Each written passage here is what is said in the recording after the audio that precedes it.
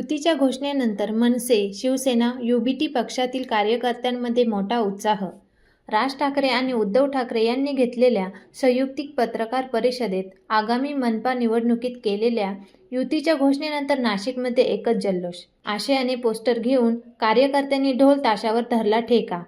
दोन्ही पक्षातील नेते, पदाधिकारी आणि कार्यकर्त्यांमध्ये मोठा उत्साह आणि आनंद.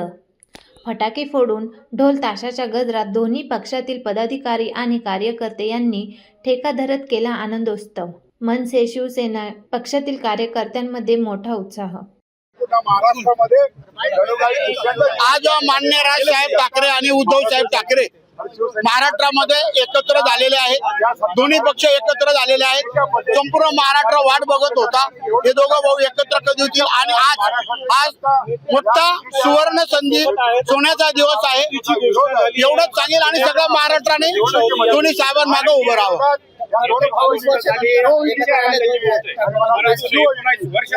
आज अनेक वर्षाची लोकांची इच्छा होती ती आज पूर्ण झाली.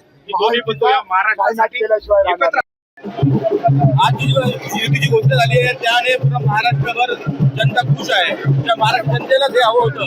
दोन्ही ठाकरे ब्रँड एकत्र झाले आणि येणाऱ्या महानगरपालिकेच्या निवडणुकीमध्ये दोन्ही ठाकरेंचे महापौर संपूर्ण महाराष्ट्रामध्ये असतो. संपूर्ण महाराष्ट्राच्या महानगरपालिका सत्ता ठाकरे ब्रँडचीच राहील.